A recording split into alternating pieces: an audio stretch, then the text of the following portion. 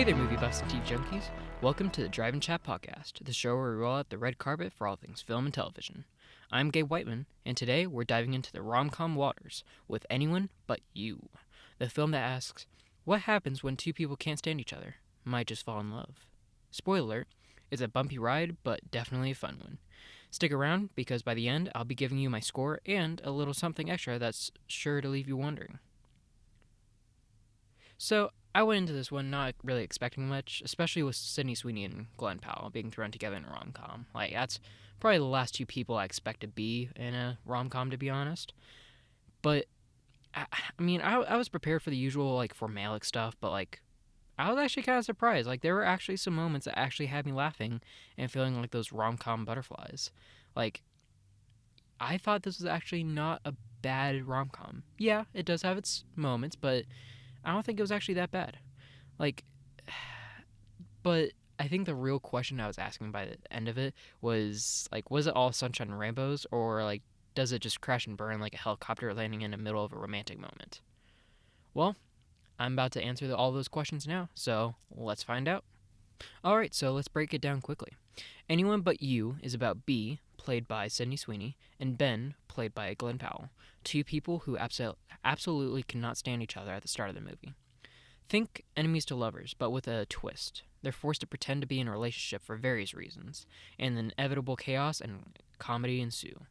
Along the way, we get a little extra drama thrown in by their exes, some pretty cringe moments, and a whole lot of fake romance that feels real, but also feels like it could fall apart at any second. Directed by Will Gluck, with a script that's full of comedic beats, the movie tries to balance heartfelt moments with humor, and while there are definitely some standout moments, it's not without its issues. But let's get into that. Okay, so let's actually talk about the movie itself. So first, I gotta say, I didn't really have this on my notes, but I did have cinematography down as one of the options I could talk about, but there wasn't really too many cinematography options, to be honest. Yeah, there were some moments, but I wouldn't say it'd be wow, that was a good camera shot or anything. No, it was a pretty. I feel like they were just kind of, I don't know, almost preparing for a rom com, and that's all that they were doing, and they called it a day. So I don't know, that's what it felt like, and they weren't really focusing on the camera work at all. So I don't know, that's why I kind of skipped it. So overall, it was a pretty standard shot movie, to be honest.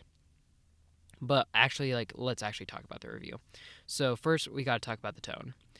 Tone-wise, the movie teeters between quirky rom-com and, well, borderline cringe, if I'm really being honest with you. There are moments that absolutely land, like when Ben takes his clothes off at the cliff, or when Sydney Sweeney's character B freaks out over drying off her pants. They're both hilarious and relatable. Okay, actually, you know what? I put relatable in there, but I forgot to take that out. Trust me when I say this. I'm not talking about. I didn't put relatable in there when I meant Ben takes off his clothes at the cliff. Trust me, I've never done that, never will. um, but no, it did have some hilarious moments like that.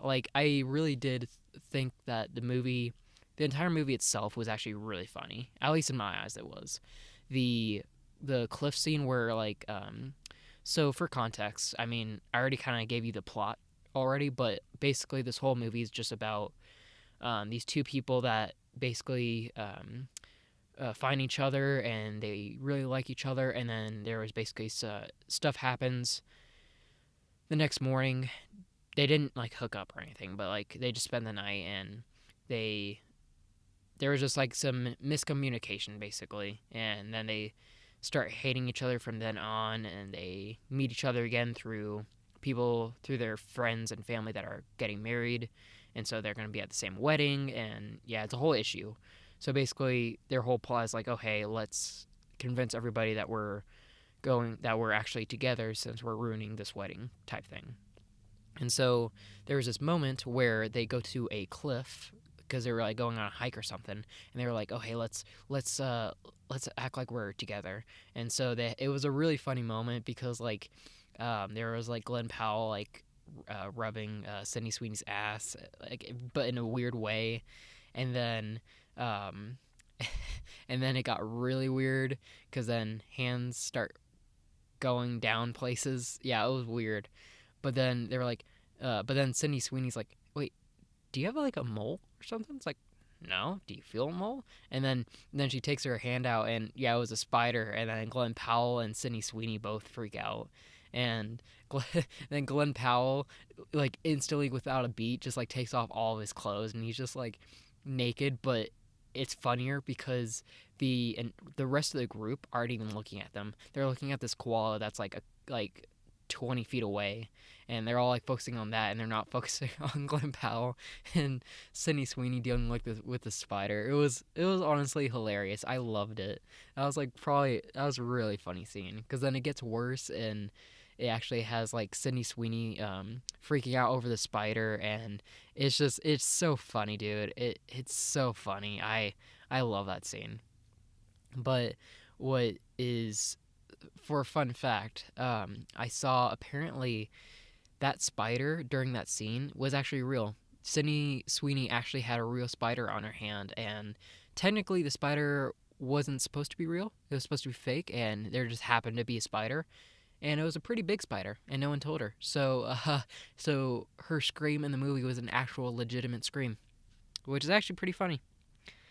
Um, and then the other scene that I mentioned was Bee drying off her pants. That honestly, it was a a chuckle scene. Like, it wasn't like ha ha ha ha like funny, but it was a chuckle scene. Like it wasn't bad. It was funny ish. Um, but yeah, no, like it wasn't bad. And then what really, like, I don't know. I think what really made it like just only chuckle funny was the fact that basically this was like the beginning of the movie, and so she really wanted to use this restroom in a coffee shop but couldn't because she needed to buy something, and the line is like super long. And so then this guy, which is Glenn Powell's character, comes in and acts like, oh hey, like we're husband and wife, and buys her stuff, and was like, oh hey, can I get the bathroom key?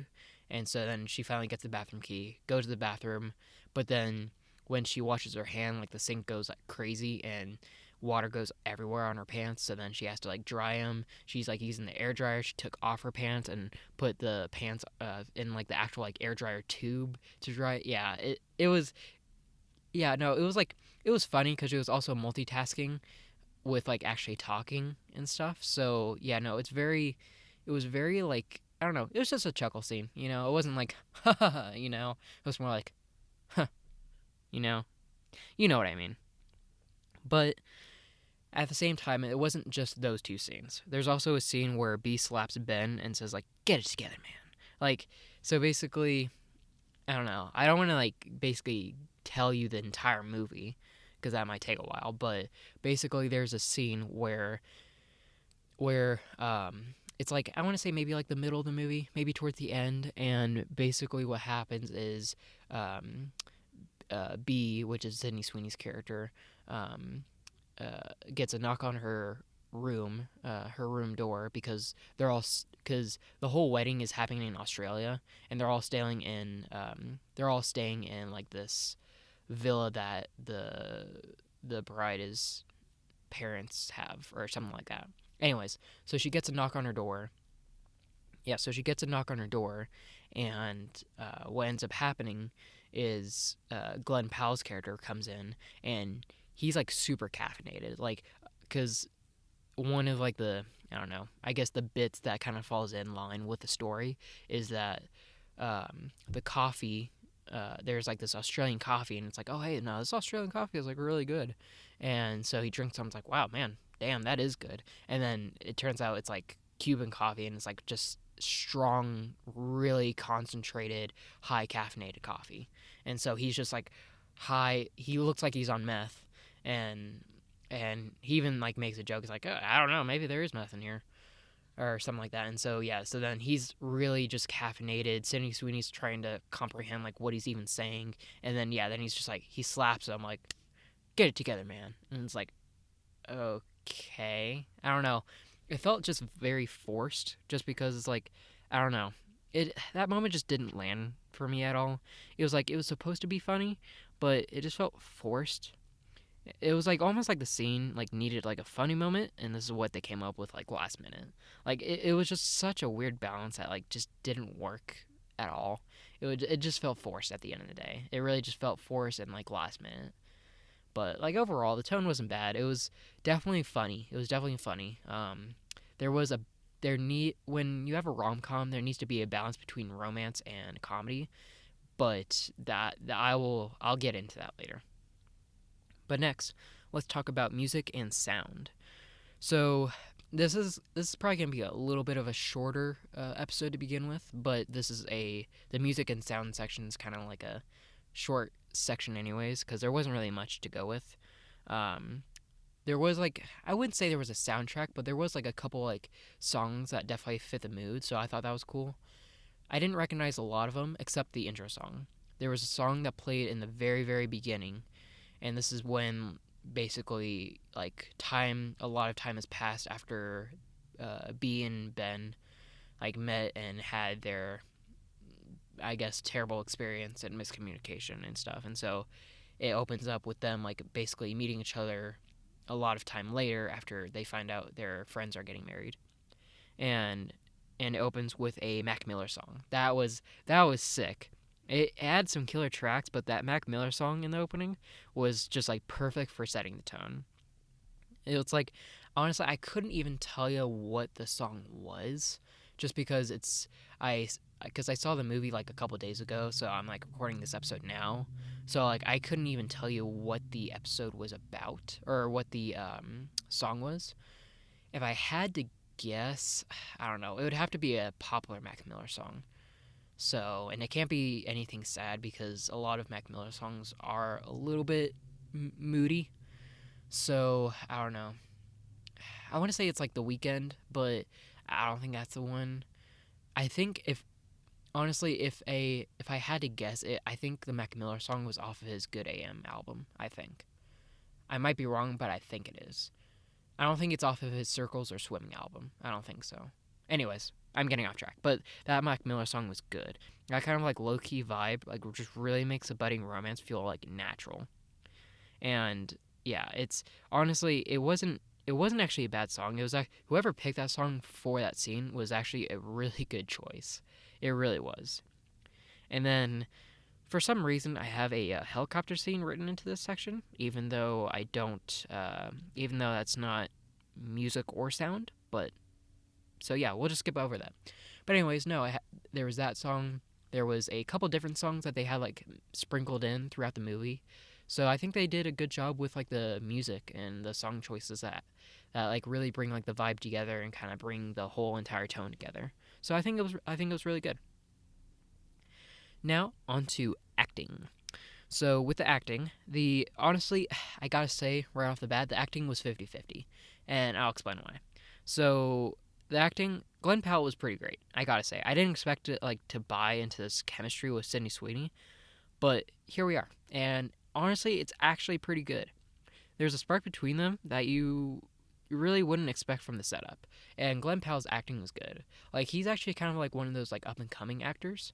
Like he's not a big like oh hey like he's not like one of those actors where basically it's like oh hey I don't know like hey I'm like the new Matthew McConaughey or I'm the new I don't know Channing Tatum. Like no, but he is I would say he's a good actor. He's acting in a lot more things, and there's a couple things that I've seen him in, and they're actually pretty good. Like I see, like of course he got kind of his big break with Top Gun Maverick, and that was a good movie.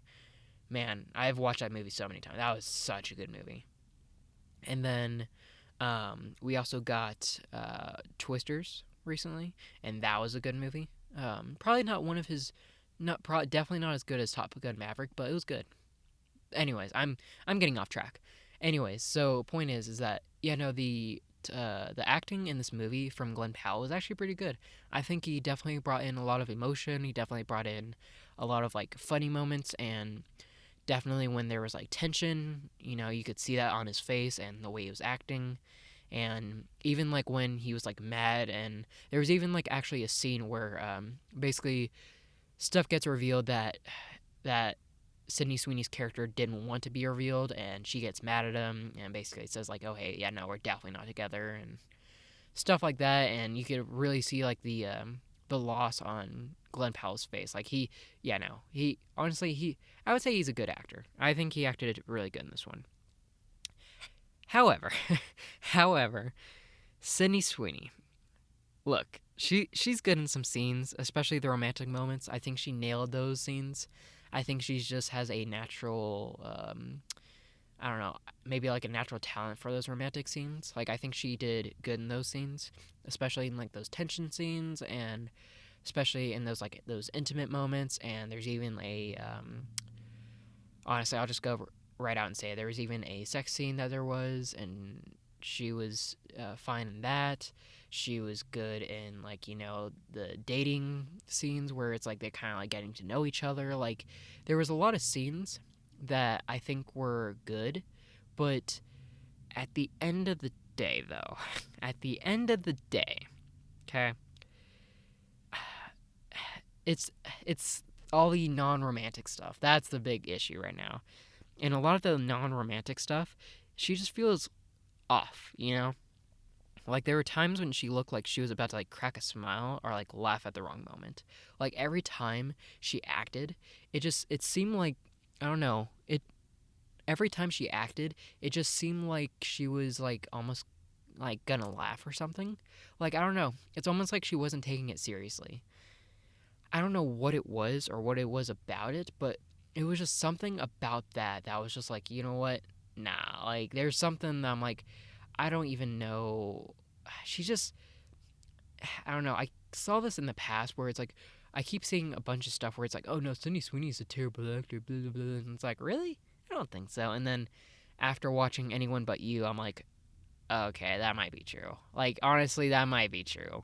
Anyone But You is kind of like, like as far as her acting goes, it's very mediocre at best, to be honest. She I I want to see more stuff of her cuz she's popping up in everything now. So I kind of want to see her in more things, but like I know there was like her film Immaculate that apparently I think she directed. So I'm not a big horror person, but I wouldn't mind watching it just to see how she was in that. Like, who knows? Maybe it's just a romance movie that she's bad at. Maybe it's not acting as a whole. Maybe it's just romance movies that she's bad at acting with. I don't know. I can't tell, but I don't know. It just her acting like it doesn't take you out of the movie, but it does make you notice. So I don't know. I would say at the end of the day, her acting was subpar. Glenn Powell's acting was good. Everybody else's acting, I couldn't really name you any other actors to be honest from this movie, but honestly, they were good. The acting was good, except for Sydney Sweeney. Hers was mediocre, but overall, the acting was good. Now, on to direction. So, with direction, Will Gluck, yeah, Will Gluck, okay. Will Gluck directs this with the right sense of humor for a rom com, but honestly, I think the script kind of lets him down a little bit. Like, I don't know. Like, I will say, at first, I really liked this movie, but then after watching it and having, like, it sink in with me and kind of, like, thinking things over and thinking what things are going to be about and everything, I'm like, I don't know. I think it's the concept. Like, the whole concept of, like, family and friends, like, manipulating B and Ben, which is Glenn Powell and Sydney Sweeney's characters, into thinking that the other person is secretly in love with them. It's like, I wouldn't say it's cheesy, but it's almost predictable, especially for rom-com. It's definitely predictable. Like, oh hey, let's actually pretend that yeah, no, we are together. I don't know. It feels like I've seen this from like a Hallmark movie. It feels like it's straight out of a Hallmark movie, and I don't know. I don't know how I feel about it. And again, I wouldn't say this is cheesy, but maybe I don't know. Maybe it is a little cheesy, considering Ben actually fell for it when it was super obvious that it was a setup by the family. Like, there was a couple of scenes where it was like, where the family was like, oh, hey, they're going to ruin this wedding with the fighting. How about we split up? We'll talk, like, the guys will talk to Ben, the girls will talk to B, but not directly. They'll just be like, they'll, like, see that they're in the room, and then they'll talk, like, super loud, so then they'll think, like, that no one's in the room and they'll like pick up on it and everything. And so especially with like the scene with that they do with Ben, they're like, oh hey, I've heard B like really actually likes Ben. She's been liking him for a while and stuff like that. And Even even it's like the guy that was with him, which is Ben's best friend, he was like, "Dude, you suck at acting. What was that?" It's like, and because he goes like really off topic, and yeah, no, but the weird thing is that Ben, the character, actually fell for it.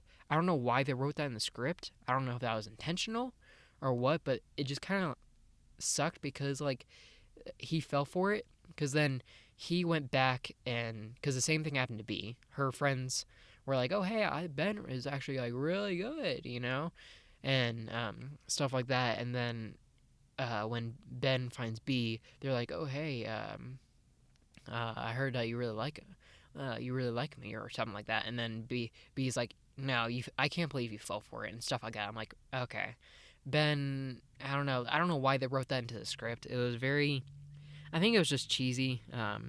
Cause like considering, cause like the whole trap and thing, which I was like just talking about, just like felt like just a little too convenient for me. Like they were just trying to get these two characters into a situation where they could eventually kiss and make up. Like I don't know, especially when the exes were involved. The exes like kind of came into play, and it seemed like they didn't really do anything. If I gotta be honest, they didn't. It seemed like they really didn't do anything at all. Like B's ex, which was actually her ex fiance, came into the picture, but like he didn't do anything. Ben's fiance or Ben's ex came into the picture. She like kind of talked and like wanted to get back together with him, but like didn't really do anything. And in the post credits or like kind of like a clip reel at the very end in the credits, the both of their exes got together, which was pretty funny. So I don't know. I think at the end of the day, the script kind of just had a convenience factor to it. It just seemed like everything that was happening was like way too convenient. Like, and I mean like way too convenient. So I don't know. Like, trust me, I'm not hating on this movie. I'm really not. But when it after a while, it kind of piles up. So I don't know. That's just my take. And then lastly, for the setting, as for the setting, this is a very short section, but I just had to mention the beachy backdrop and like the vibe of it. So yeah, no, this whole movie kind of takes place in Australia. Now, I don't know if it's actually filmed in Australia, but it had some really good scenery shots and it had a really good setting. Like the beachy backdrop and like the laid back vibe of the film, like really helps sell the romantic atmosphere. Like I think that's part of a rom com is that you kind of like you need to know what setting you're gonna have because like the setting will matter. Like you can't do a rom com in like your parents' house or something like that. I mean, I don't know. I guess I guess that works for some movies. I know that there's the Ben Stiller movie, which I can't remember the name of. I want to say it's like Meet the Parents or like Meet the Flockers or Meet the Fockers or something like that. I don't know. It's something like that. Anyways, but there's like some settings that you just need to be careful with, especially when making rom coms. So I think they chose the beach and the vibe definitely they picked well and they did a good job with it. And the tension during there's like an ocean buoy scene that basically had their intimate moment where basically they so long story short they went on a cruise ship as part of a or not a cruise ship, they went on a yacht as part of like the wedding. They fell into the ocean. Ben went after her to rescue her. They found an ocean buoy in the ocean, and then they had their intimate moment. And they found out like, oh hey, I didn't mean to walk out on you, and I didn't mean to say those things, and blah blah blah blah. And they had that intimate moment, and that moment was actually really good. It was palpable, which props them to like making it work. Like honestly, I think overall the setting and like everything was actually like really good, and like the ocean buoy scene was yeah, it was good. It was good. I really liked it. So honestly, those are all my thoughts on the movie. Not this episode really isn't too long, but I can't really make it long forever. So that's all the thoughts. It wasn't really too much, but overall, yeah, no, it wasn't too bad a movie. It wasn't a good movie, but that's what I thought about it. So let's wrap this up. All right, so let's wrap this up. Anyone But You has all the markings or all the makings of a good rom com, but it doesn't fully deliver on its potential. Glenn Powell and Sydney Sweeney do have good chemistry, and the comedy is genuinely funny at times. But the story's pacing gets a little awkward, especially with the unnecessary side plot involving the exes, and Sydney Sweeney's acting just falters in some key moments. The tone gets a little muddled too at times, and it's a little too cringy, and at others, it's almost too serious. I think the serious moments are, I wouldn't say that would be a drawback, but overall, I think it wasn't bad. I think I'm gonna give this one a 7.5 out of 10. It's fun, but not the best rom com out there. It hits the right notes, but as far as like comparing it to other rom coms, it's not as smooth as No Hard Feelings or other recent hits in the genre. Like if I have to recommend a rom com with you, I'd probably recommend No Hard Feelings. No Hard Feelings was better than this. It has Jennifer Lawrence, and it's about basically this kid that's going off to college. He hasn't really had like any like relationships. Hasn't left the room. The parents want to break him out of the shell, and so Jennifer Lawrence plays this like 30-year-old that has house problems and life problems, and she basically wants to date him so she gets a car out of it, and it's stuff like that. But that one's a lot better movie. But anyways, would I recommend Anyone But You? Sure, but probably with a few reservations. So I'd probably yeah, I would say watch it. Sure, you get to see Glenn Powell and Sydney Sweeney. Like honestly, it's not a bad matchup. But overall, yeah, sure, go watch it, but it's not like a have to. Now, before we wrap up, let's talk about something fun. I want to know, what's your all-time favorite rom-com cliche? You know, the one that always gets you? Is it the I hate you turning into I love you? Or maybe the classic accidental kiss? Hit me up on social media and let me know, and I might share your answers in the next episode. If you enjoyed the show, make sure to leave a review, follow us for the latest updates, and join us next week for some cinematic fun. Until then, keep the popcorn poppin' and the reels rollin'.